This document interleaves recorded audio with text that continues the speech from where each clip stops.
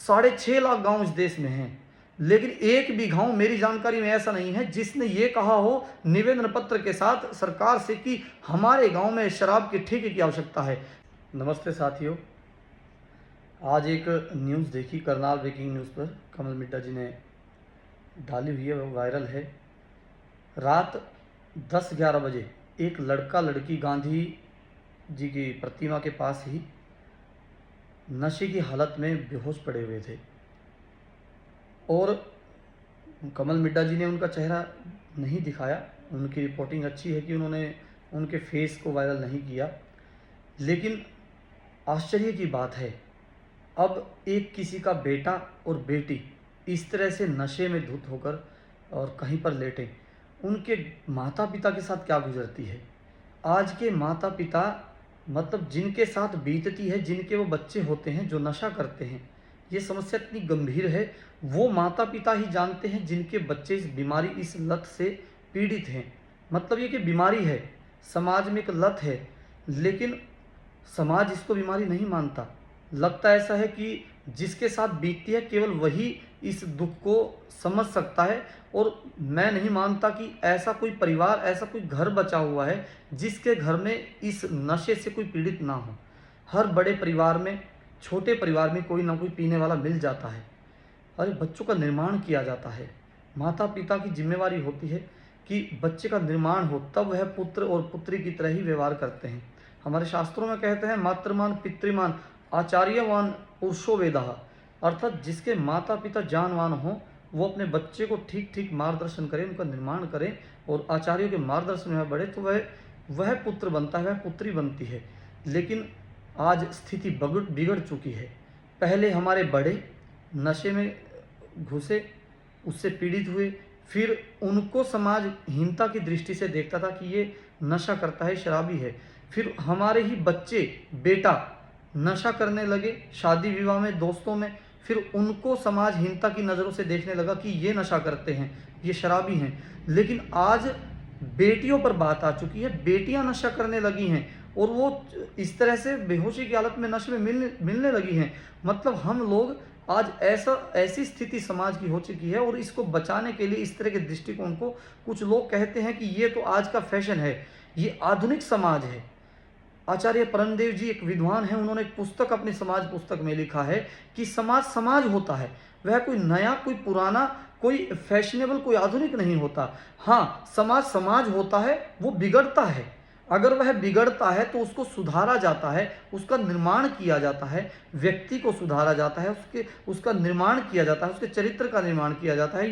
ये व्यसन, ये बीमारियां हटाई जाती हैं व्यक्ति से परिवार। परिवार जब अच्छे परिवार हो जाते हैं तो वो समाज का निर्माण करते हैं, और यही समाज मिलकर राष्ट्र का निर्माण करते हैं। ये समस्या आज की डेट में मैं इसलिए बता रहा हूँ क्योंकि आज आपके पास एक ताकत का समय है, आज चुनाव का समय है।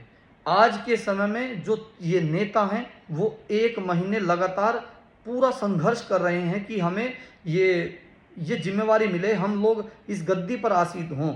लेकिन इस महीने जो नेता ये संघर्ष कर रहे हैं, इसके तुरंत बाद 5 साल तक आपके पास ताकत नहीं होती और आप संघर्ष करते हैं।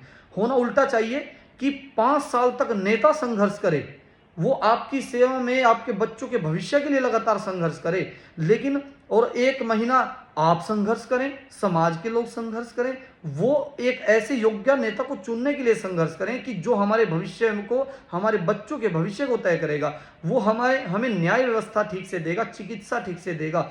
लेकिन उल्टा हो रहा है, और जो चीज़ें होनी चाहिए, जो लागू होनी चाहिए, उस पर जनता का, इन नेताओं का ध्यान नहीं होता। बल्कि मैं जानता हूं, मेरे अनुभव के अनुसार 6.5 लाख गांव इस देश में हैं, लेकिन एक भी गांव मेरी जानकारी में ऐसा नहीं है जिसने ये कहा हो निवेदन पत्र के साथ सरकार से कि हमारे गांव में शराब के ठेके की आवश्यकता है।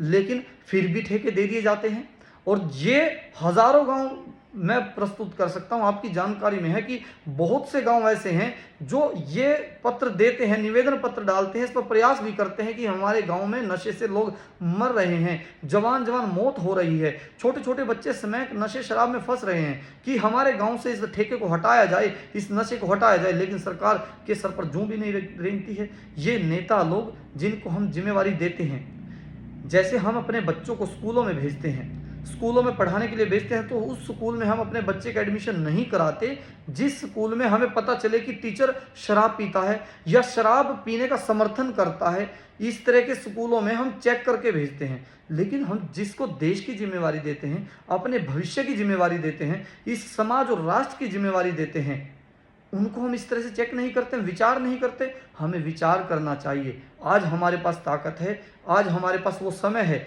आज हमारे पास वो लोग आ रहे हैं, तो हमें जो समाज में अब भी अच्छे लोग अभी रहते हैं, बहुत से लोग अभी भी ऐसे हैं जो इस तरह के विषयों पर विचार करते हैं। कोई भी पीने वाला ये नहीं चाहता कि उसके बच्चे शराब पिएं, लेकिन अब आपकी बेटियों तक पर बात आ चुकी है। अब तो हमें समझना चाहिए, हमें प्रयास मंथन करना चाहिए और इस समस्या पर शुरुआत करनी चाहिए। ये समय ऐसा है कि आप इस पर प्रयास कर सकते हैं। तो मैं सर्वहित पार्टी की ओर से ये निवेदन करता हूं कि प्रत्येक व्यक्ति, हरियाणा में कम से कम इस बार चुनाव है, तो इस चुनाव में उन योग्य व्यक्तियों का चयन करे। कम से कम अगर वह पीता भी है तो कम से कम वह शराब का समर्थन तो ना करता हो, वो ये तो ना कहता हो कि मैं बेशक पीता हूं लेकिन मेरे बच्चे, मेरी प्रजा तो शराब ना पिए। वो कम से कम नशे को बंद करने की रोकथाम के लिए उपाय तो करने वाला हो। तो इस तरह के प्रयास हम आज से करें। अगर हम आज से इसका शुरुआत करते हैं, ऐसे ऐसे नेताओं से इस तरह के आश्वासन लेते हैं, हम लोग वैसे भी तो सामाजिक छोटे छोटे कामों के लिए आश्वासन लेते ही हैं। अगर इस तरह के कम से कम आश्वासन लेने शुरू किए जाएं तो आने वाले समय में इसकी रोकथाम की जा सकती है, इस पर विचार किया जा सकता है, इसकी रोकथाम के लिए कोई उपाय किए जा सकते हैं। तो बहुत से समाज के सज्जन लोग समाज में उपस्थित हैं जो इस तरह के विषयों पर विचार मंथन करते हैं।